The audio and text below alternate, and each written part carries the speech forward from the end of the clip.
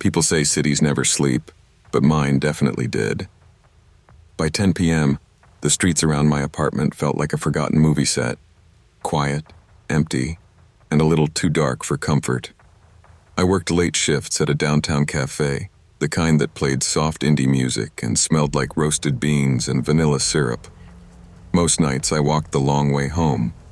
It wrapped around the busier streets, passing the fire station and the all-night laundromat, where the hum of dryers made me feel less alone. But that autumn, everything in my life felt heavier. School, work, debt, the pressure of being on my own, it all stacked on me like wet blankets. I kept telling myself I was fine, just tired, just stretched thin. Still, one night after closing, exhaustion got the better of me. I stood at the intersection staring at both paths and thought, it's just 5 minutes shorter. I'll be okay. The shortcut went through Willow Bend Playground, a place parents stopped taking their kids years ago after some trouble nobody ever fully explained. Teenagers vandalized it, or maybe it was something worse. Rumors always changed depending on who told them. Either way, I had avoided it since moving to the neighborhood. But that night, my feet hurt. The wind cut through my jacket and I wanted nothing but my bed. So I turned toward the playground, telling myself it was just a patch of land. Nothing else. I didn't know then that a single tired decision would change the way I walked home forever. The metal gate creaked as I pushed it open. The air inside felt colder, and even before I saw him, the man on the bench, I had the unsettling feeling that the playground wasn't empty. I tightened my grip on my backpack strap and stepped carefully across the cracked pavement. The swings squeaked even though the wind had died down. The slide leaned to one side like it couldn't hold itself up anymore. Everything looked abandoned, except for him. He sat on the far bench, hunched over, hands dangling between his knees. His thin gray jacket seemed useless against the cold. At first I thought he might be homeless, maybe just resting. I didn't want to be rude or make him feel watched, so I tried to slip behind the rusted merry-go-round and leave him in peace. But when I was almost past, he lifted his head sharply. His eyes were wide, like he had just surfaced from drowning. "Don't let them see you," he whispered. I stopped. I'm sorry, what? His gaze darted past me, toward the tree line on the opposite side of the playground. His voice trembled. "Keep walking. Don't run. They follow when you run." For a moment I didn't move. I wanted to assume he was confused, maybe going through something, but his expression wasn't wild or unstable. It was terrified. Controlled terror, the kind you feel when you know exactly what you're afraid of. Against every instinct, I turned to look. At first, I saw only the trees. Dark, dense, shifting slightly in the wind. Then I spotted them. Two figures, tall, still, standing just inside the shadows. They weren't talking. They weren't swaying. Just watching. A chill slid down my spine so fast it stole my breath. The man whispered urgently, "Go. Now." I forced my legs to move. One slow step, then another. I didn't run. Not yet. The whole way across the playground I could feel them. Their eyes, their stillness, like pressure on my back. My heartbeat thudded in my ears so hard it almost drowned out everything else. I didn't dare look again. I focused on the exit gate ahead, trying to keep my pace steady the way the man told me. When I finally reached the street, I sucked in a shaky breath and risked turning around. The man on the bench was gone, and the two figures were closer, no longer buried in the trees but standing at the edge of the playground, just inside the glow of the single street lamp. Still unmoving, still watching. I didn't think. I ran. My legs carried me faster than I'd moved in years. 5 long blocks felt endless. Every sound, a car in the distance, a trash bin rattling, my own footsteps, felt like someone following. I didn't stop until I reached my apartment, slammed the door behind me, and locked it twice. For days after, I didn't open my curtains. I avoided the windows entirely. I jumped at footsteps in the hallway and couldn't pass the building's lobby alone at night without my heart racing. I tried to tell myself the figures were just guys messing around. Teenagers. Maybe the man on the bench was paranoid and scared me into seeing things that weren't there. That explanation felt safer. But late one night as I lay awake, I heard footsteps outside my building. Slow. Deliberate. Too controlled to be random. They didn't pause. Didn't knock. Just passed by like someone was sweeping the block with their presence. Looking. Searching. That night, sleep never came. By the end of the week, the playground incident had twisted itself into my routine thoughts. I kept replaying the man's voice in my head. Don't let them see you. Why had he said that? Who were they? Why were they just standing there? I needed answers. So one afternoon during daylight, I walked the long way back to the cafe and stopped at the playground entrance. The gate creaked with the same rusty groan. Everything looked the same. Empty, still, abandoned. But sunlight made it feel almost normal. I walked to the bench where the man had sat. The wood was splintered, weathered. Nothing unusual. But then I noticed something beneath it. A torn piece of paper wedged between the boards. I pulled it free. It was part of a bus schedule, the ink smudged from moisture. On the back, written in shaky blue pen, were 5 words. They wait for the tired. I swallowed hard. That night, back at the cafe, I asked my coworker, Mike, if he knew anything about the playground. He shrugged. Teens used to cause trouble there. Some guy went missing a few years back, I think. People blamed gangs. He paused, lowering his voice. But my brother said he once saw 2 men standing in the trees late at night, not moving, just watching. I forced a laugh. Probably drug dealers. Mike nodded, but his face suggested he wasn't convinced. Something in my stomach twisted. If other people had seen those figures too, then it wasn't just exhaustion messing with me. On my walk home that evening, I felt watched again, even on the long route. A pair of headlights slowed behind me before speeding up. A shadow shifted behind a porch across the street. Or maybe it didn't. Maybe I was just scared enough to see ghosts in the shape of people. But instinct, cold, primal instinct, told me this was something real. 2 nights later, I closed the cafe alone. The streets were unusually silent, as if the whole neighborhood was holding its breath. I stuck to the long route, telling myself I'd never take the shortcut again no matter how tired I was. Halfway home, I heard it again. Footsteps. Slow. Heavy. Matching my pace. I stopped. They stopped. I turned, every muscle tight, expecting to see someone there. But the sidewalk behind me was empty. I walked faster. The footsteps started again. Behind me, then beside me, then ahead of me, like the sound was circling. By the time I reached my building, fear was chewing through every thought. I fumbled with my keys, hands shaking. That's when I saw them. Across the street, under the dim glow of a flickering lamp, 2 tall figures standing perfectly still, watching. Their silhouettes hadn't changed since that night. The same height, the same posture, the same unnerving stillness.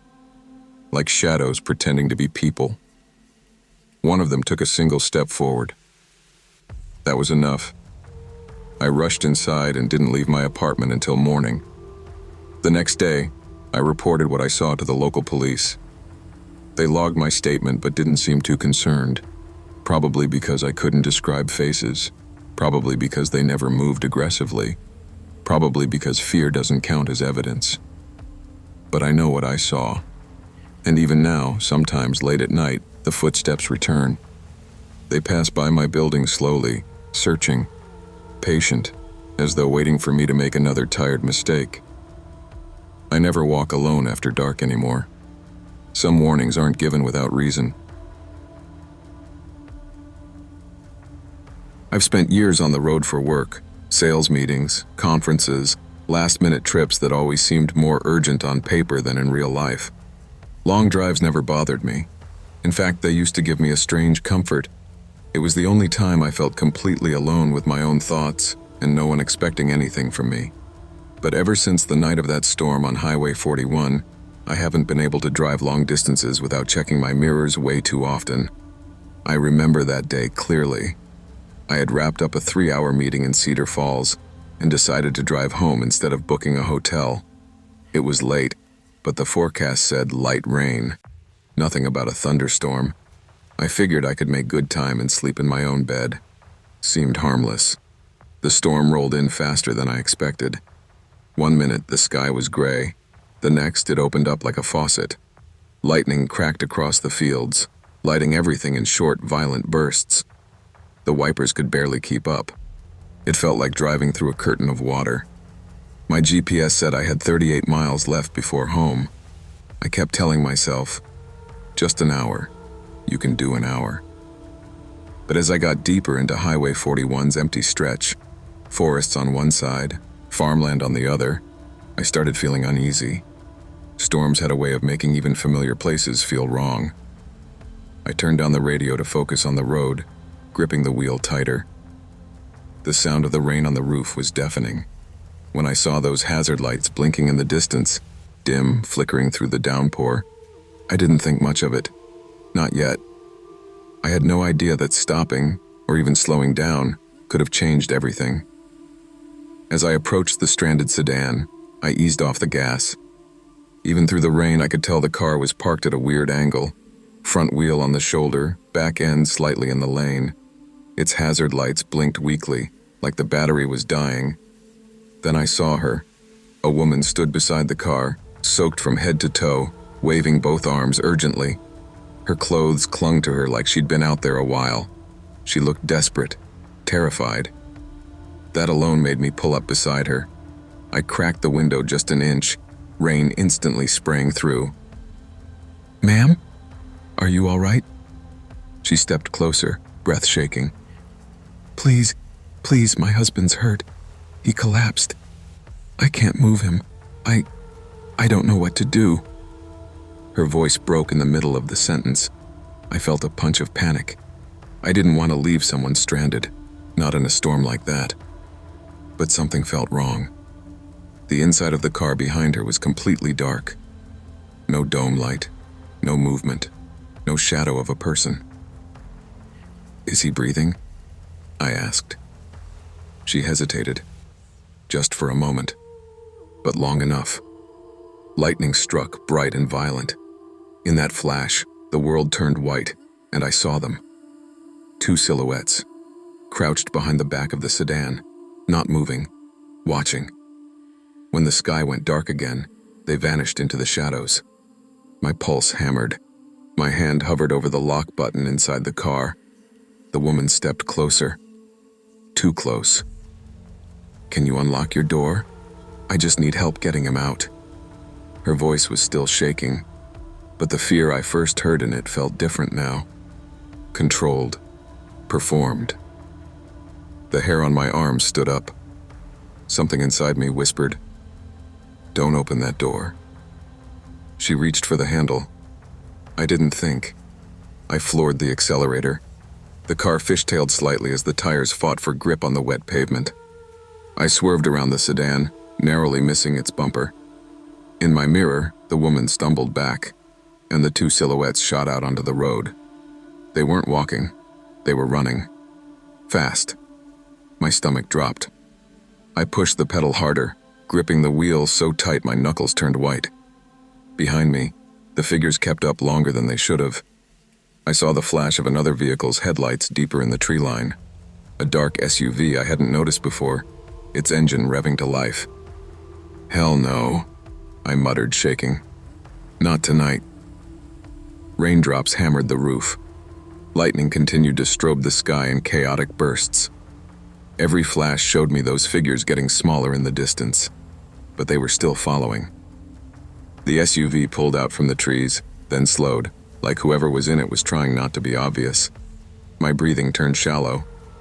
I wasn't sure if I was escaping some setup or if I had just imagined the whole thing. But the way my instincts screamed at me made the answer pretty clear. I grabbed my phone and dialed 911 with one hand, keeping the wheel steady with the other. 911, what's your emergency? This is Leo Carter. I'm on Highway 41. I think someone staged an accident. They tried to get me out of my vehicle. The dispatcher asked for details. I tried to explain between shaky breaths, watching the SUV's headlights grow dimmer behind me. When I finally reached the main intersection near a gas station, I pulled in and parked under the bright canopy lights. I stayed in the car, doors locked, engine running, until 2 police cruisers arrived. The storm kept pounding, but inside those lights, I finally felt like the darkness had less teeth. The officers took my statement while the storm rolled on, thunder rumbling like it was warning all of us to stay inside. One officer, a tall guy with a salt and pepper mustache, took notes as I talked. "You're not the first one to report something like this," he said quietly. "Group's been pulling stunts on empty highways, fake breakdowns, fake injuries, anything to get a good Samaritan to step out of their car." I swallowed hard. "So, what would have happened if I got out?" He didn't answer immediately. He just shut his notebook. That silence told me more than any words. "Good thing you trusted your gut," he finally said. "People freeze up or convince themselves they're overreacting. You didn't." That should have made me feel better. It didn't. I bought coffee inside the gas station just to have something warm to hold. My hands trembled so badly I almost spilled it. Every time a car pulled into the lot, I flinched at the headlights. When the officers left, I sat in my car for another 10 minutes before I could make myself drive home. Even then, I stuck to well-lit roads, staying as far from the tree line as possible. That night, I lay in bed listening to rain hit the windows and replayed the woman's face, her soaked clothes, her shaking voice. If someone had told me the whole thing was staged before I experienced it myself, I probably wouldn't have believed them. The world always feels safer until something cracks it open.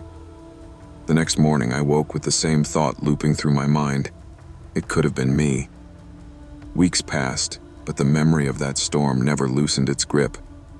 Every detail stayed sharp, the way the lightning flashed, the silhouettes crouched behind the car, the woman stepping too close. Some nights I woke up gasping, convinced someone was standing outside my window. I told my coworkers the story. Some looked horrified, some skeptical. One guy joked, "Man, you watch too many crime shows." But I didn't care what anyone thought. I knew what I saw. I also knew how close I'd come to making a fatal mistake.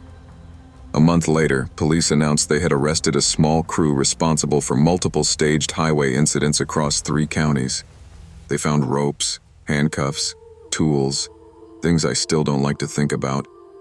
When the news report came on, my stomach twisted. I muted the TV and stared at the wall for a long time.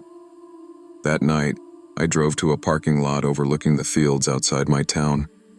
I rolled the window down, letting the cold air hit my face. I thought about how many times I'd stopped to help strangers before that night, never once imagining something could be a setup. I still want to believe most people are good, but I've learned that trusting your instincts doesn't make you paranoid. It keeps you alive. Now, when I'm driving late at night, I keep my doors locked, phone charged, and distance from anything that feels off. I still help people when I can, but only in ways that don't put me in danger. It's a balance, a new one. Highway 41 looks the same as it always did, but every time I pass that stretch, my chest tightens. Because I know the rain, the dark, and a small group of desperate people almost changed my life forever. Kindness should never come at the cost of your safety. Trust your instincts, stay alert, and remember, helping someone doesn't mean putting yourself in harm's way. People assume danger always announces itself, shouting, flashing, warning you ahead of time. But in my experience, real danger shows up quietly, slipping into the spaces where you're least alert. Before that night, I never thought twice about walking home after midnight. My town wasn't exactly crime-free, but it wasn't the kind of place where you expected trouble either. I had just left my friend Tyler's apartment after a long movie marathon. It was humid enough that the air felt like soup, and all I wanted was my bed and an ice-cold fan. My place was only 10 minutes away, and the fastest path cut under that old abandoned railway bridge. Sure, people warned about it, kids vandalized it, older folks crossed the street whenever they got near, but I'd walked through it 100 times, day and night. Nothing ever happened to me. I started down the dim street, listening to the hum of insects and the occasional passing car. Halfway down, I noticed a man behind me, far enough to pretend he wasn't following, close enough to make it obvious. He matched my pace perfectly. I sped up. He sped up. I stopped to tie my shoe. He stopped too. Every quiet instinct I had suddenly woke up. The street lamp above buzzed like a dying fly. My shirt stuck to my back with sweat. I kept walking, trying to look casual, even though my heartbeat felt like it was climbing into my throat. And that was when my phone buzzed in my pocket. An unknown number. I don't usually answer those, but something told me I needed to. I pressed the phone to my ear, already expecting a scammer or a wrong number. Instead, a voice slid through the speaker, strained, whispering, like someone was hiding while they talked. "Don't go under the bridge," the voice said. "Cross the street now." Before I could respond, the call cut off. I stopped walking, pulse hammering. I stared at my phone screen. No caller ID. My mouth went dry. I looked behind me. The man was still there, closing the distance between us. He didn't look in a hurry. He didn't look lost. He looked like he was waiting for me to keep walking. The entrance to the underpass loomed ahead, a dark concrete tunnel tagged with layers of faded graffiti. Not a single light worked inside. I'd always hated how the darkness swallowed everything, even footsteps. I swallowed hard. Whoever had called me knew exactly where I was and what I was about to do, and they sounded terrified for me. Keeping my breathing steady, I crossed the street, pretending to check my phone like nothing happened. My shoes scraped the pavement softly. I didn't dare look at the man behind me. He walked straight into the tunnel. I slowed, hiding behind a parked car, watching. His figure disappeared into the shadows beneath the bridge. Then, seconds later, a muffled commotion echoed inside. A grunt, a sharp gasp, something heavy hitting concrete. Then footsteps. Fast ones. The man sprinted out of the tunnel like something was chasing him. True panic in his movements. He looked over his shoulder once, then bolted down the street and vanished into the night. My hands trembled so badly I could barely hold my phone. Whoever called me hadn't been wrong. The moment the man was gone, I hurried home as fast as I could without breaking into a full-on run. Every shadow looked like it might move. Every parked car felt like a hiding place for someone watching. I fumbled with my keys at the front door, cursing under my breath when they slipped from my sweaty hands. Inside, I locked every door, then locked them again.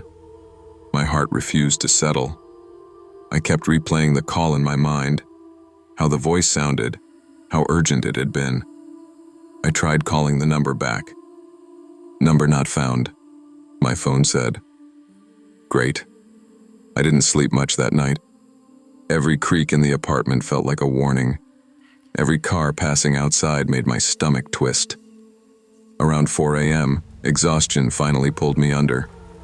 The next morning, sunlight didn't help. My phone buzzed again, this time with a neighborhood alert app notification. Police activity near the old railway bridge. Area closed until further notice. I threw on shoes and walked toward the corner near my street. Yellow police tape fluttered in the humid breeze. 2 officers stood near the tunnel entrance. News vans arrived. Neighbors whispered in clusters like birds on a wire. I overheard fragments. Someone found inside. Not saying anything yet. Heard it was a mugger. Went missing sometime last night. My blood chilled. Had the mystery caller known something was waiting for me inside that tunnel? Or someone? A reporter asked police for details. They declined. I walked home slowly, feeling that same uneasy distance between myself and the rest of the world, like I'd stepped out of my normal life and into something darker. And whoever warned me, they had vanished without a trace. The following days felt unreal. I went through my routines, work, errands, meals, But every quiet moment pulled me back to that voice, that man, that tunnel. I kept wondering whether the voice belonged to someone nearby, someone watching, or someone who knew the man following me. Tyler tried to reassure me. "Probably just a prank," he said over coffee. "Weird coincidence." "Coincidence doesn't stop a guy from walking into a tunnel 2 seconds before something goes down," I replied. He didn't have an answer for that. I started asking myself uncomfortable questions. Who would care enough to warn me? Why call from a blocked number? How did they know my name? Or did they? Maybe they didn't. Maybe they just saw me heading toward danger and took a chance. Part of me wondered if the caller was the one inside the tunnel, the one the mugger ran from. But that didn't make total sense either. If they were inside, how did they have a signal? Why call instead of shouting? That thought kept me awake more nights than I'd like to admit. The police eventually released a statement saying only that an ongoing investigation was underway and that no threat to the public remained, which sounded like code for something happened, but we're not telling you. One evening I walked past the bridge again, this time in broad daylight. The tunnel was still taped off. Old graffiti glowed under the sun. The place looked normal, almost harmless, but I couldn't shake the feeling that someone, had been waiting there that night, and that I had been a target. Some invisible thread had pulled me away just in time. A week after everything happened, the police finally removed the tape from the bridge. Life in the neighborhood moved on. Kids rode bikes past it without fear. Joggers ran under it like it was nothing more than shade. But I couldn't bring myself to walk through it again. Not ever. One evening, I sat on my balcony as the sun sank behind the rooftops, listening to cicadas buzz in the thick summer air. My phone lay beside me, silent. For the first time since that night, I opened my contacts and scrolled through every number. Old coworkers, spam calls, relatives I never talked to. Not a single one matched the call from that night. I whispered into the quiet, "Who were you?" No answer came, of course. Maybe I'd never know. Maybe that person didn't want to be known. Maybe they couldn't. But I do know this. The call wasn't random, and it wasn't an accident. Whoever it was had saved my life. Some things stay with you the rest of your days, not just the fear, but the understanding that the world holds more mysteries, more unseen dangers, and sometimes more unseen protectors than you think. I don't walk home late at night anymore. I take the long way, the safe way. I listen to my instincts, even when they whisper, and every now and then my phone buzzes with an unknown number. I never ignore it. Not after that night. I'd been working the night shift at Dayton Press for nearly 5 years. The plant's whirring machines, the scent of ink, and the constant hum of fluorescent lights had become a second home. But December nights were different. They cut deeper than the chill, making the world feel suspended, like even time itself had frozen. That night, when I finally clocked out at 3 a.m., the industrial park looked like a ghost town. Corrugated metal siding rattled in the wind, and distant security lights blinked sporadically, barely keeping the darkness at bay. My Jeep's heater wheezed, producing warmth in slow, grudging waves, while the roads stretched ahead, empty and fog-choked. I took the back roads home out of habit. 40 minutes of near silence, bordered by farmland and thick forest, places that swallowed headlights like they had a life of their own. Around mile marker 112, a curve in the road drew my attention. At first, I thought it was a plastic bag tangled in the wind, but the outline was too precise. It was a stroller, pink blanket draped neatly, standing upright in my lane. No tire tracks, no footprints, nothing. My pulse jumped. My instincts screamed that it wasn't just a misplaced item. It was deliberate. I slowed to a crawl, trying to see around the fog. Movement flickered in the trees to the right. Someone, or something, was watching me.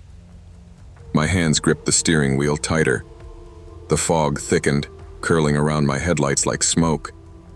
I knew instinctively that if I stepped out, I'd be walking straight into danger. I edged my Jeep back, scanning for escape routes. Then I saw it. A figure stepping into the road behind me. I swallowed hard, my chest tightening as dread settled in, cold and undeniable. I realized, almost immediately, that I was trapped. The stroller wasn't an accident. Someone had chosen this spot for a reason. The curve, the fog, the isolation.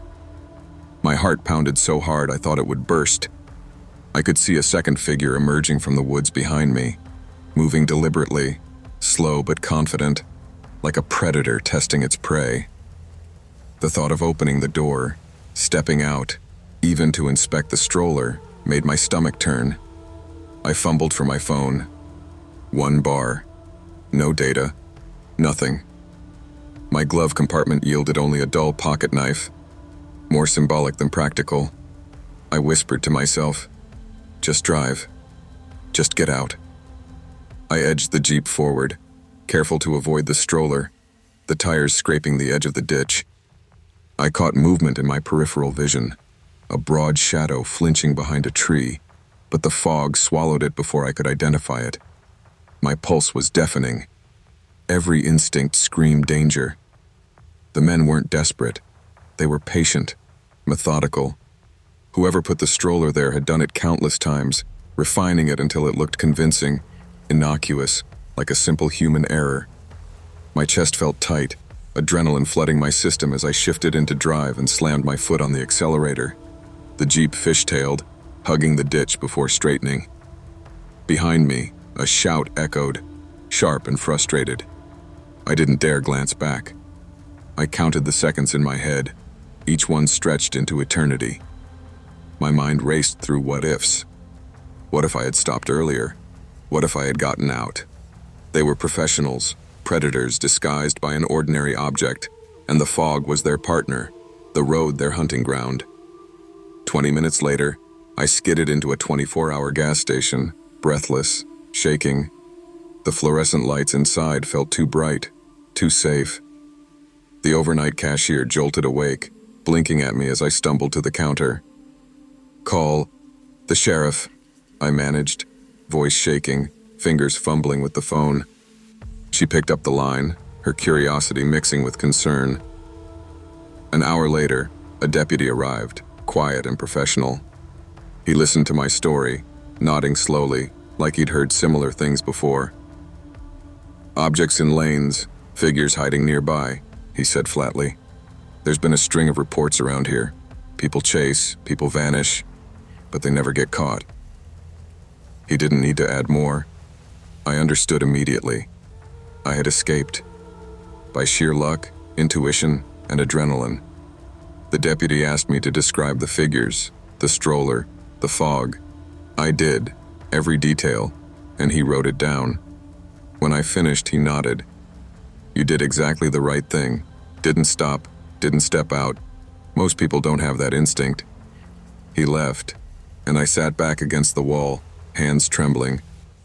My Jeep, parked outside, felt both like a lifeline and a reminder of how close I'd come to disaster.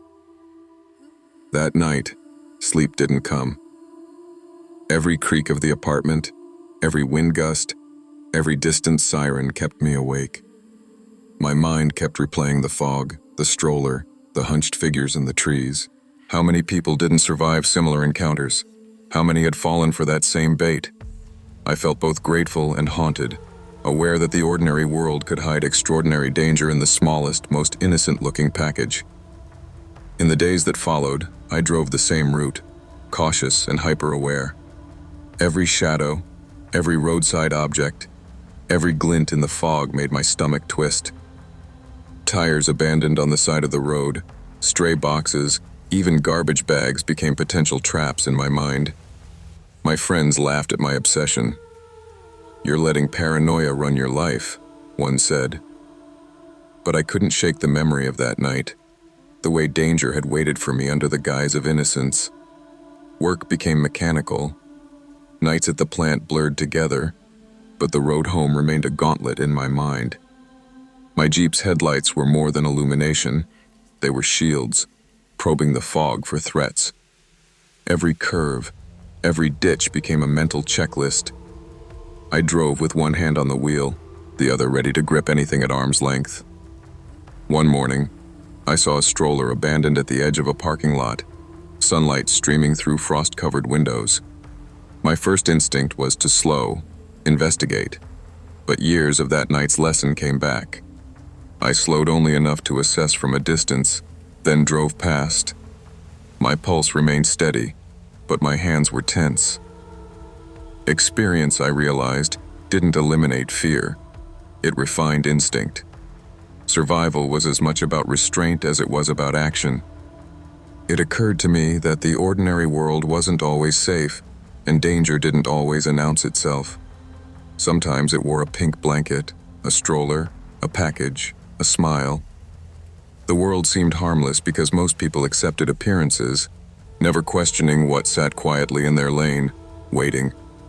That awareness, I realized, was a kind of armor, fragile but necessary. Years passed. I still drive those roads occasionally, always alert, always scanning. I still see abandoned objects, and my pulse tightens automatically. But I've learned something deeper. Fear is a tool, and awareness is a shield.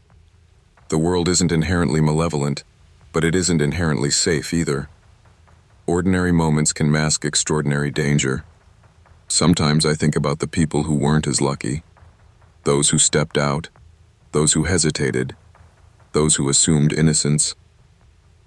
I carry that memory, not as obsession, but as vigilance. I've also learned to trust my instincts, no matter how unreasonable they may seem. If something feels wrong, it probably is. It's easy to assume the world is safe when it looks normal, but danger doesn't always roar. Sometimes it whispers, disguised in innocence, hiding behind fog and shadows. And sometimes, survival depends on seeing it for what it is. Pay attention, trust your instincts. The ordinary world can hide extraordinary danger, and awareness is often the difference between life and death. I had been working the night shift at the hospital for nearly 8 hours, moving from room to room, checking vitals, calming anxious patients, and filing endless reports. By 1:45 a.m., my body felt like concrete, my mind dulled by the monotony of fluorescent lights and beeping monitors. I took the back roads home, cutting across stretches of farmland to avoid the snarled traffic caused by construction on the highway. The night was unnervingly quiet, broken only by the hum of my car and the occasional owl hoot somewhere in the distance. Fog rolled low across the fields, hugging the ground like it had secrets it didn't want me to see. About 20 minutes into my drive, I approached a small overpass crossing a dry creek bed. I slowed instinctively, my headlights revealing something on the railing. A woman stood there, alone. Her white dress swayed in the weak wind, and she didn't move, didn't react to my headlights. At first I thought she might be suicidal. My foot hovered over the brake, my heart thudding painfully in my chest. Something about her posture, though, screamed wrong, too still, too deliberate. She wasn't afraid of the height. She wasn't reacting to me. I debated calling 911, but I told myself I'd just inch past, report her afterward. As I rolled under the overpass, I caught movement in the ditch beside the road. 3 shadows crouched low, heads turning in unison to track my car. My stomach clenched. The woman wasn't the threat. She was the bait. My pulse skyrocketed, and I hit the gas. The woman's head snapped toward me, too fast, almost inhuman, and she screamed a soundless, angry wail. Behind me, the figures erupted from the darkness, shouting and throwing rocks. The chase had begun, and the road I thought was empty suddenly became a trap. The tires screamed against the asphalt, the engine straining as I floored the gas. My hands gripped the steering wheel until my knuckles went white. I didn't dare look in the rearview mirror for more than a second, but the chaos was there. 3 men chasing me, shouts blending into something primal, almost animalistic. One of them hurled a rock that pinged against the trunk, and I swallowed hard, my mouth suddenly dry. I had no idea what they wanted, only that I couldn't stop, couldn't slow down. Fog clung to the fields like a wet blanket, and the road seemed to stretch endlessly. My headlights caught glimpses of roadside markers, abandoned barns, and rows of corn swaying in the wind. Every shadow felt alive, and every glint of light made me flinch. My mind raced through scenarios. Was this some kind of robbery? A trap designed for hunters to ambush a driver? Nothing made sense. By the time I reached the next town, my car rattled with the stress of speed and adrenaline. I pulled over, heart hammering, and tried to calm myself. The men had vanished, leaving only the lingering fear coiling in my chest. I dialed the sheriff's office, voice trembling. The dispatcher put me through, and when the sheriff picked up, his calm, almost bored tone made my skin crawl. "Was she dressed in white?" he asked. I nodded slowly, stomach twisting. "Yes," I said, my voice barely audible. He sighed, leaning back in his chair. "You're not the first, not by far. Drivers report the same thing, same overpass, same time. Always late, always alone, and always followed." I blinked, trying to process the words. Followed by who? By what? The sheriff didn't answer that question. He couldn't. The next day I couldn't focus. Every time I closed my eyes, I saw her. Pale, rigid, white dress swaying, hair covering her face, arms stiff at her sides. I replayed the chase over and over, counting the seconds, the turns, the exact way the men had moved. At work, patients murmured, machines beeped, and my coworkers' voices faded to background noise. Even the coffee machine didn't make sense anymore. I started researching the overpass, trying to understand if this was some local legend or a pattern. Online forums had vague posts. White dress woman. Overpass at Route 82. Drivers warned to stay away. Most dismissed it as urban legend, a trick of fatigue and fog. But the sheriff's calm confirmation haunted me. There were gaps in the story that couldn't be explained.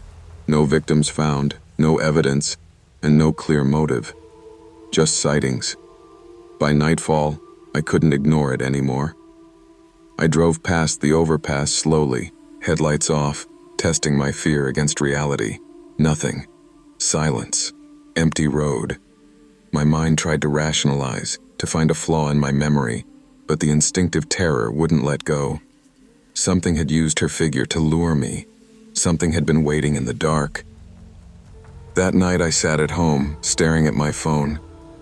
I wanted to call the sheriff, but what could I even say that hadn't already been reported hundreds of times? I knew the truth, and it made me feel small and powerless. Someone, or something, was orchestrating this with patience and intent. Sleep didn't come. Every creak in the house, every shadow outside my window made me flinch. My life had changed in one night, though outwardly, nothing looked different. A week later, curiosity gnawed at me. I told myself I needed closure, needed to understand the overpass. Against every instinct, I drove there again at the same late hour. The fog was heavier, thicker, wrapping the road like a shroud. My headlights cut through it like knives, and there she was, standing on the railing, white dress fluttering faintly. I stopped the car entirely this time, heart in my throat. Her hair hid her face, but her posture was the same, rigid, almost deliberate. I wanted to turn away, to call it a hallucination, a trick of exhaustion, but my feet refused to move. Then I saw the shadows move again in the ditch. 3 men, crouched, waiting. I threw the car in reverse, but one of them dashed into the road. I slammed the accelerator, tires screaming, heart threatening to explode. They chased for blocks before vanishing again, swallowed by the darkness. The woman on the overpass had disappeared as I passed. When I reported it again, The sheriff didn't sound surprised. "They'll never get caught," he said flatly. "We've been trying for years. The woman is the lure. That's all we know. Drivers come, drivers go, and they remain." I realized then that I was no longer just a witness. I was part of the story, part of a cycle I couldn't escape. Fear had become a constant companion, lurking in every shadow. Months passed. I never saw her again, at least not in person, but every foggy road and overpass brought her image to mind. I stopped driving those back roads, always checking reflections, avoiding darkness, and second-guessing my instincts. Sleep came fitfully, with dreams of rigid figures standing silently in white. I learned something important. Fear is real, but inaction can be worse. If I hadn't reacted instinctively, who knows what might have happened? The story isn't just about a ghostly woman or the men in the ditch. It's about vigilance, awareness, and trusting your instincts when something feels off. People walk past danger all the time, convinced it's someone else's problem. I realized too late how easily reality can hide danger in plain sight. It left me with a permanent caution, not paranoia, but respect for the unknown. Danger doesn't announce itself. It waits, silently, until you notice, and sometimes that's the only warning you get. I've spent enough nights behind the wheel of a delivery van to know the rhythm of rural roads, the way the asphalt hums beneath tires, the way the darkness can feel almost alive if you drive long enough. In 2019, I worked nights delivering parts for a Midwest supplier, a route stretching between Indiana and Illinois. Most nights were quiet, almost painfully so. The cornfields rolled by like ghosts, and the occasional deer would leap into the headlights, reminding me that even the mundane carried danger. October nights were the worst. The wind rattled the cut corn stalks like dry bones brushing against each other, and the smell of fall, wet soil, and fading crops hung heavy. My van was loaded with transmissions and brake pads, and the radio barely filled the silence. I'd learned to talk to myself just to keep awake, joking out loud about nothing, asking rhetorical questions that I never expected answers to. It was the kind of night where your own heartbeat feels too loud, and the hum of the engine seems to sync with it. You start noticing shadows in the trees, wondering if that flash of movement was real or a trick of your mind. That night, I rounded the long curve on County Road 86, headlights cutting through the black, and froze. A motorcycle lay across my lane, chrome glinting faintly in the pale light. It was on its side, but oddly pristine. No skid marks, no blood, no rider. My stomach turned over. My first instinct was to stop, to help, but the scene didn't add up. It felt deliberate. I rolled my window down and called into the night. "Hello? You okay?" Silence answered. Then came the footsteps, slow and deliberate, from the cornfield. I didn't move. My hands gripped the wheel like it was a lifeline. Something wasn't right. The footsteps weren't running, weren't panicked. They were measured, deliberate, as if someone had been waiting for me all along. I scanned the field, my breath fogging the glass, heart hammering against my ribs. Then, movement on the opposite side of the road. A figure rose behind the motorcycle, unfolding from a low crouch like a predator. My gut screamed to reverse. "Stay back," I shouted, though I knew they wouldn't care. The van's locks clicked as I slammed the button. My hands trembled. The cornfield figure stepped onto the asphalt, snapping dry stalks underfoot. I could see nothing but shadow, but I knew I had no time to reason it out. This was no accident. The motorcycle hadn't crashed. It had been bait. I threw the van into reverse, tires squealing across gravel, heart in my throat. The figure by the bike lunged for the handle. Another sprinted out of the cornfield, fast and silent, moving like they'd practiced this before. Adrenaline made my muscles burn. Instinct took over. I didn't look back, just floored the accelerator, spinning tires as I cleared the curve and tore down the road. In the rearview, I caught glimpses of them, two figures standing in the middle of the road, unmoving, watching me disappear. No chase, no panic, just disappointment, like I'd failed their twisted expectation. The road stretched ahead, empty except for the hum of the van and my ragged breathing. When I finally slowed at a distant junction, I called the local sheriff's office. They didn't sound surprised. "You're lucky," the deputy said. "We hear about this stuff a lot. Motorcycles, ATVs, even bicycles left on the side of the road. People stop to help. Sometimes they don't come back." I drove the rest of the night with eyes scanning every shadow, ears straining for the faintest rustle. The fields looked the same, but I knew better now.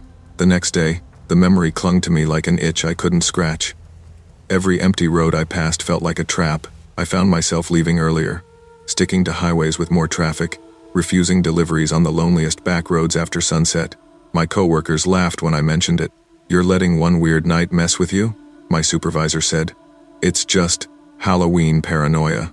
"Paranoia doesn't explain footsteps in the corn," I muttered, mostly to myself, but I couldn't shake it. Even during daylight, the rural roads seemed different, too quiet, too precise. I found myself staring at abandoned bikes along fences, at overturned tractors, anything that might hint at someone setting a trap. People looked at me funny when I slowed down to check a scene that was clearly abandoned. But I couldn't stop. Driving alone, I began rehearsing scenarios in my head. What if they tried again? What if someone else hadn't been so lucky? I imagined stopping at a roadside accident, seeing a motorbike on its side, and realizing too late that the danger was human, not mechanical. The thought made me sweat even in the air-conditioned cab. One night at a diner, I overheard two truckers talking about a similar setup, a downed ATV, no rider, late night. They laughed, but there was an edge in their voices. "If you're dumb enough to stop, they'll get you," one said, shaking his head. I nodded to myself. Dumb enough to stop, that could have been me. By the end of the week, I realized something important. I couldn't trust appearances. Not in the fields, not in the dark, not even when something seemed obvious.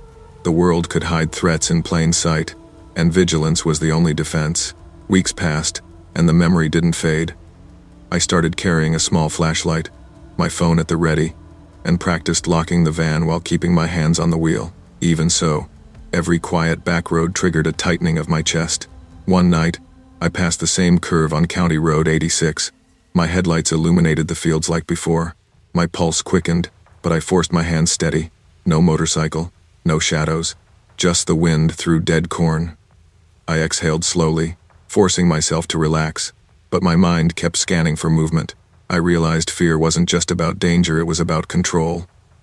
That night, I stayed vigilant but kept driving. I reminded myself that most people were ordinary, that not every accident on the side of the road was a trap, but vigilance and awareness were habits I couldn't shake.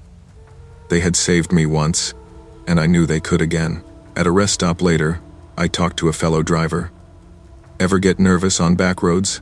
I asked, trying to sound casual. He chuckled. "Every night. But you learn to respect it. A little caution goes a long way. Keep your eyes open, and you'll be fine." I nodded, realizing he was right. Awareness didn't mean paranoia, it meant preparation, not letting assumptions blind you to what might be real. That night, as I drove through quiet stretches with only the hum of my tires, I understood that fear could be a tool, not just a burden. Months later, I'd learned to balance caution and calm. I delivered parts across the Midwest, still driving through empty fields and winding roads, but I moved with a quiet confidence. I knew now that appearances could be deceiving, that sometimes danger was hidden where you least expected it. One evening, I passed an overturned bicycle on a back road. I slowed, eyes scanning, ready to respond, but something felt wrong. My instincts kicked in. I circled around, assessed the scene from a distance, and then called the authorities. They arrived minutes later. It was another setup. This time, I was ready. Driving home afterward, I realized the real lesson wasn't just about danger, it was about attentiveness and responsibility. Life could present traps, yes, but ignoring them or assuming someone else will handle them could be far worse. Fear alone didn't protect me. Awareness, preparedness, and respect for the unknown did. Sometimes, the roads are quiet, the night still, and the fields empty. But vigilance, patience, and a clear head can make all the difference. It's easy to look, but seeing is what saves you. Pay attention to your surroundings and trust your instincts. Life often hides dangers in plain sight, and staying aware, cautious, and proactive can be the difference between safety and disaster. I'd been visiting my father in the hospital all day. He wasn't critical, just older, fragile, and stubbornly refusing help. And I was tired from hours in sterile waiting rooms. By the time I left, it was past 1:30 a.m., and the Pennsylvania backroads felt endless. These were the kind of roads that twisted through dense woods, where trees leaned close enough to brush against the van, and phone service vanished for stretches of miles. Rain fell steadily, slicking the asphalt and making headlights shimmer like oil on black glass. The wipers squeaked in rhythm with my heartbeat, and the van's tires hummed on wet pavement. I was alone, grateful for the quiet at first, until the darkness began to feel oppressive. Every shadow seemed alive.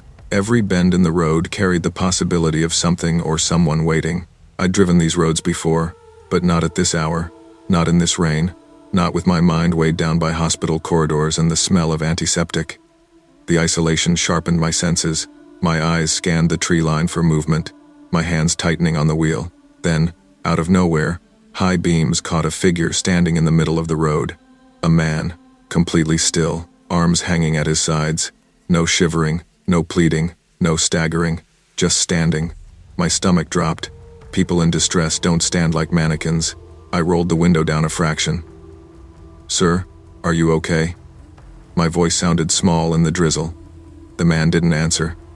Instead, he stepped forward slowly, and I noticed the shapes behind him, too crouched, hidden in the brush, human, motionless. My heart thumped like a jackhammer. Something about the scene didn't make sense. The man wasn't waving, calling, or signaling for help. The two shapes in the grass didn't twitch, breathe, or move naturally. My gut screamed, this wasn't an accident. This was a setup. "Okay," I muttered to myself, gripping the wheel tighter. "Don't get out. Don't stop." The man in the road shifted, stepping closer. His soaked clothes clung to him unnaturally, revealing the stiff line of his body. A shiver ran down my spine. I looked at the figures in the brush. They mirrored every slight movement. They had rehearsed this, and I was the target. I pressed my foot against the brake lightly, keeping a safe distance. My mind raced. I couldn't call anyone, service was gone, and the van's radio only hummed. I thought about my father, alone in the hospital, and a surge of determination pushed me to react. The man in the road took another step, and the hidden figures began crawling forward, moving as if rehearsed. The closer they got, the more I realized just how exposed I was. Every instinct screamed to get out, but my mind overrode it. These people weren't victims, they were predators, and they wanted me to stop. I glanced at the rearview mirror, spotting them faintly in the reflection. There was no hesitation. I knew in that instant that any movement outside the van could cost me. Fear sharpened my senses into a single focus. Escape. I slammed the van into reverse, tires squealing, ABS screaming against the wet asphalt. The man in the road lunged for the door handle, and I yanked the wheel, spinning the rear wheels across the rain-slicked surface. One of the figures in the brush sprinted out, snapping dry branches underfoot. Adrenaline burned through me as I shifted into full reverse, aiming for the curve ahead. Every second felt stretched. Every heartbeat felt like it would burst through my chest.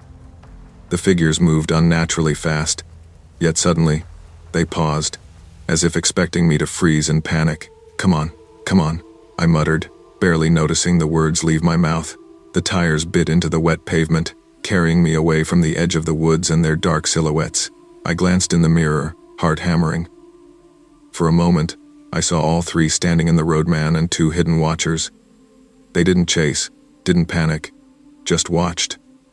I floored the accelerator, letting the rain lash my windshield as I gained distance. By the time I reached a gas station 40 minutes later, my hands were numb, my legs shaky. I called the sheriff immediately. The deputy's voice came calm but firm. "We can't patrol that area tonight. Roads are washed out, no signal for miles. You did the right thing by not stopping." I sat in the van, drenched, trembling, realizing how close I'd come. My fear hadn't paralyzed me, it had focused me. The next morning, I avoided that route entirely. My usual shortcuts now seemed dangerous, and even familiar roads carried a new tension. At work, co-workers teased me about paranoid night driving. But I couldn't shake the memory. I kept replaying the scene, the perfect stillness, the rehearsed movements of the figures, the unnatural timing of everything. I realized how easy it was to assume the world was benign, to stop for someone on a lonely road, to trust appearances. In truth, danger can hide in plain sight. and people often mask intentions behind ordinary acts. Even weeks later, I found myself driving with extra caution. A deer crossing would make me tense. A broken-down car would get a careful scan before approaching. My awareness was constant, instinctive. It had saved me once, and I wasn't going to risk forgetting it. One night at a diner, I told a fellow driver, "You ever see something weird on back roads?" He nodded. Every night. People underestimate how dangerous quiet roads can be. Keep your eyes open. Don't assume anything. It's easy to get hurt if you're polite. I agreed. Politeness could kill. Awareness could save. The memory of those figures, man and hidden watchers, reminded me that vigilance is survival. Months passed, and the roads remained as winding and dark as ever, but I no longer drove with naive confidence. I kept emergency supplies in the van, my phone charged, headlights high, and reflexes sharp. Every time I passed a lonely curve or a slick patch of asphalt, I scanned the tree line, considering what could be waiting. I never saw them again, but the memory stayed vivid, like a scar on the mind. I realized that danger often arrives disguised as the ordinary. A stranded motorist, a broken-down bike, a motionless figure, they can all hide malicious intent. Driving through the Allegheny backroads taught me that fear, when combined with awareness, becomes a tool. You can't predict everything, but preparation and vigilance make a real difference. I never stopped caring about others, but I learned to protect myself first. Not every situation is what it appears to be. Trust your instincts, stay aware of your surroundings, and remember that caution can save your life. Safety often comes from seeing clearly, even when fear makes your mind scream to look away. Winter 2021 inches northern Michigan was relentless. Snow fell in sheets, blanketing the small towns I delivered linens to, coating the roads until they were unrecognizable. I had been driving these routes for years, but that winter felt different.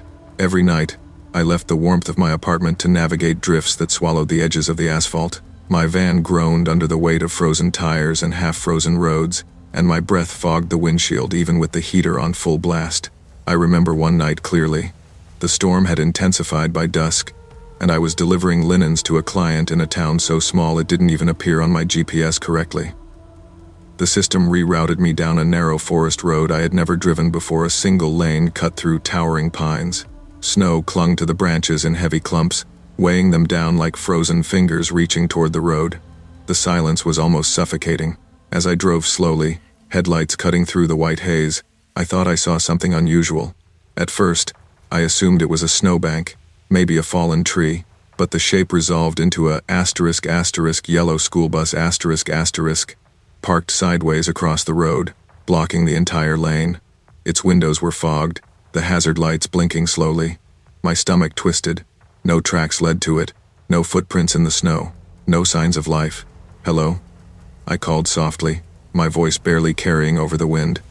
Nothing, just the rhythmic blink of hazard lights.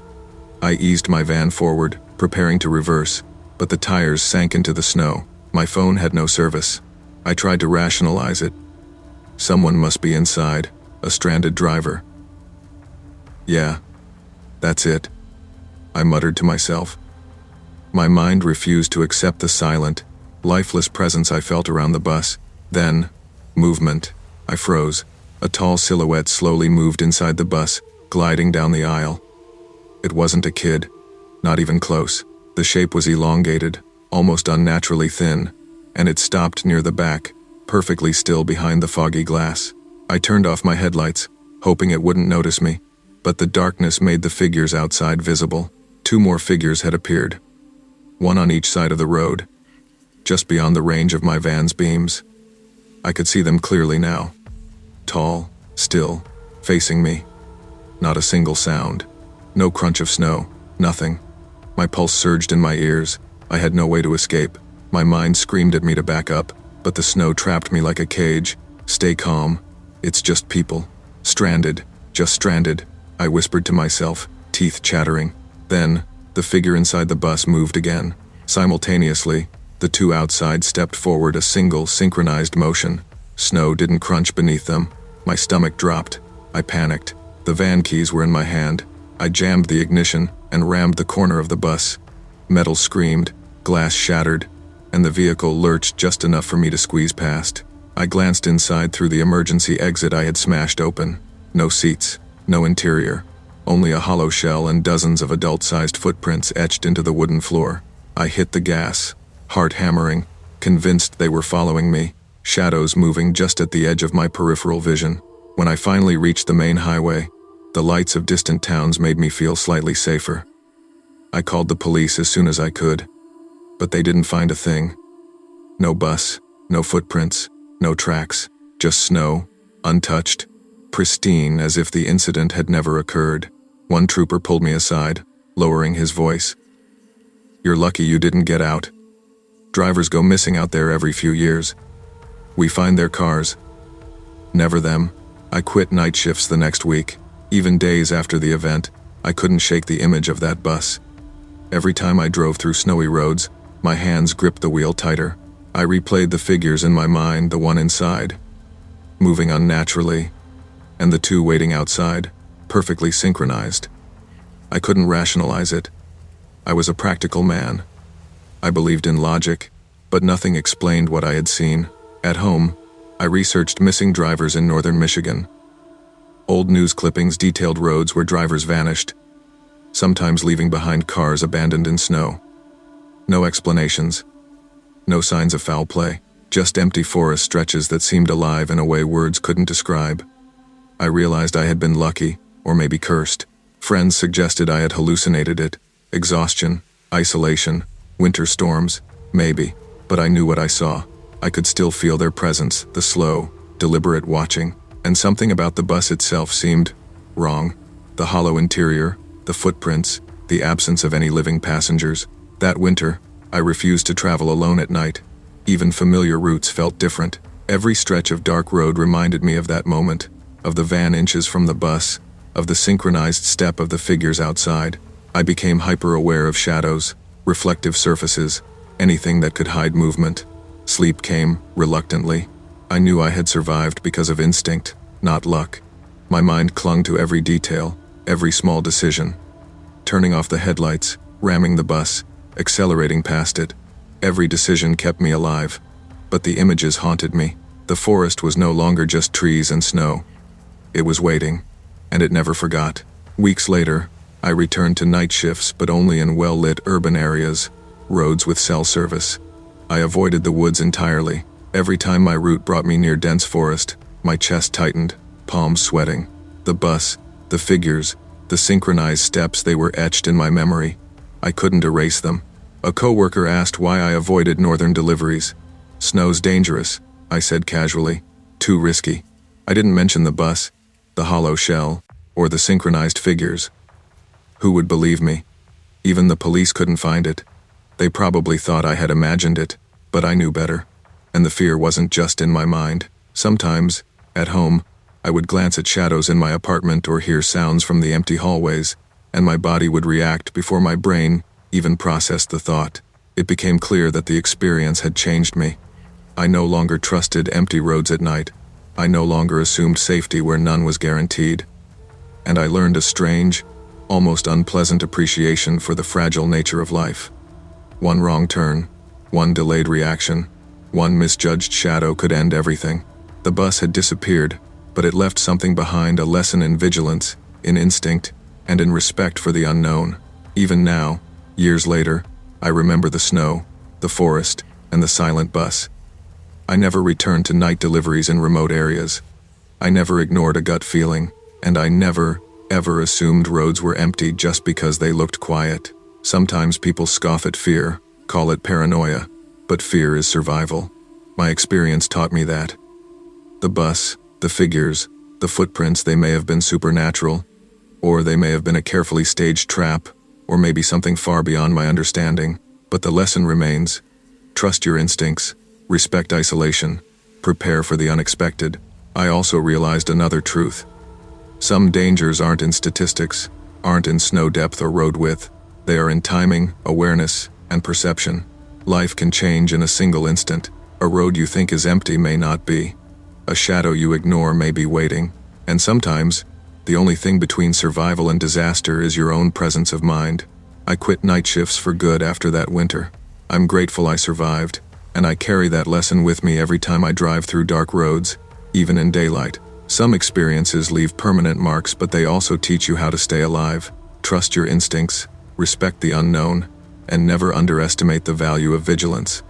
Life can change in a moment, and preparedness is as important as courage. 2 summers ago, I worked the night shift at the power plant just outside our county. The shifts were long and dull, but the drive home through the old county loop always gave me a strange mix of peace and unease. The loop was a 22-mile stretch with nothing but forested roads, crumbling guardrails, and the occasional abandoned farmhouse. No streetlights, no houses for miles, just black asphalt winding through darkness. It was around 1 a.m. that night, the moon hiding behind thick clouds. My headlights barely cut through the fog settling over the road. I kept my speed low, partly out of habit, partly because the wind howled through the trees, and every sound felt amplified in that quiet, the kind of quiet that makes you imagine things. I rounded a gentle curve, and something white flashed in the middle of the road. At first, I thought it was a tarp, maybe debris from a farm. But as I rolled closer, my stomach sank. It wasn't debris.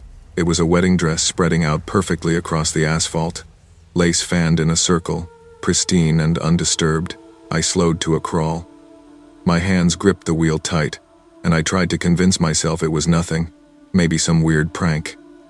But something about the stillness of it, so far from civilization, made my gut twist. It didn't look like it had been there long, and the shape underneath it, I realized too late that it was a human-sized form. My heart jumped. I debated stopping. I debated driving faster. My instincts screamed both ways at the same time. Then, movement on the roadside. 3 figures crouched low in the grass and behind mile markers, motionless, watching. The dress wasn't covering a victim. It was bait.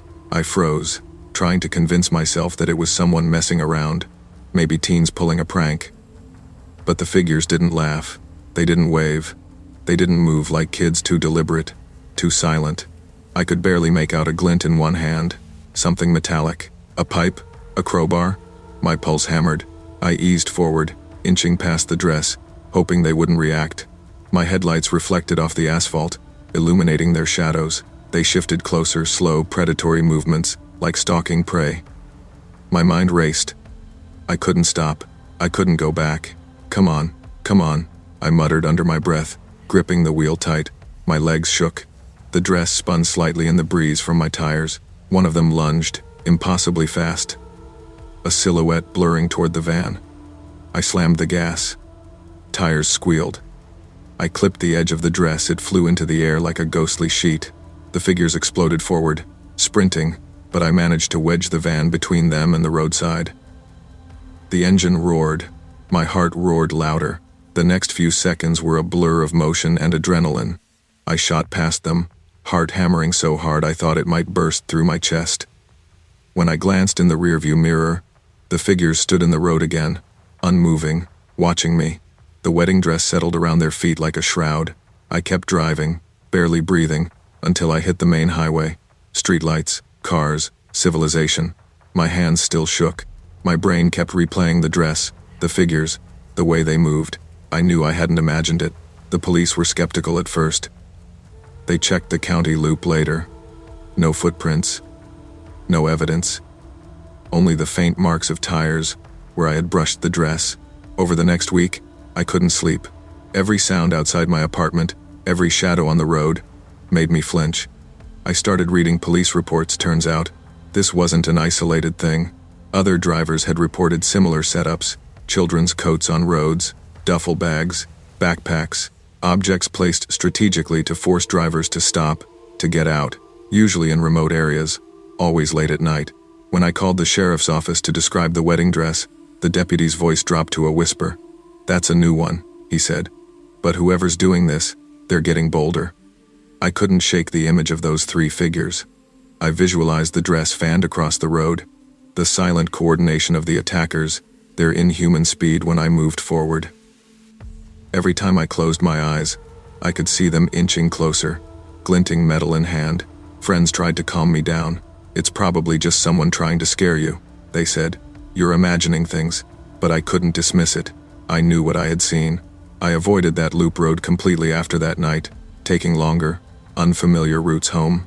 Each night drive reminded me of how quickly a normal evening could turn terrifying. The dress, the form under it, the predators in the dark, it all replayed in my mind. Like a movie I couldn't stop watching. It wasn't just fear. It was the realization of how fragile safety really is. How quickly normal life can turn threatening when someone with intent decides it should. Weeks later, I tried returning to a semblance of normal life. I drove home from the plant along lit highways, avoiding shortcuts. But the memory stayed. The eerie stillness of the loop road, the way the dress was laid so deliberately, the figure's synchronized movements. The metallic glint in one hand, I began noticing patterns everywhere. The slightest shadow behind trees, something lying strangely in the road, a discarded coat on a curb. Every night, every drive, my mind scanned for setups, for traps, for hidden danger. One night, a coworker joked about the haunted loop stories circulating online. I laughed, but inside, my stomach turned. I knew what was real and what was speculation. The fear wasn't over. It wasn't paranoia. It was awareness. The police advised reporting anything suspicious immediately. I did always. But the reality was, even law enforcement couldn't always catch these people. They could plan, they could hide, they could manipulate fear itself. And as far as I knew, no one had been caught placing objects to trap drivers. Not yet. Driving at night became a study in survival. I learned to trust instincts, to slow for anomalies, to never assume the road was empty. Every night, my mind replayed what could have happened if I had stopped. Every night, I thanked myself for reacting fast. Even now, I avoid the loop road entirely. I stick to well-lit highways, urban routes, and anything with traffic. I know the dress, the figures, the predators in the dark, they're still out there, somewhere. And I know I was lucky, extremely lucky. One misstep and I might have been another missing person. This experience changed how I see the world. I learned that danger isn't always obvious. It doesn't always make noise. It doesn't always follow the rules.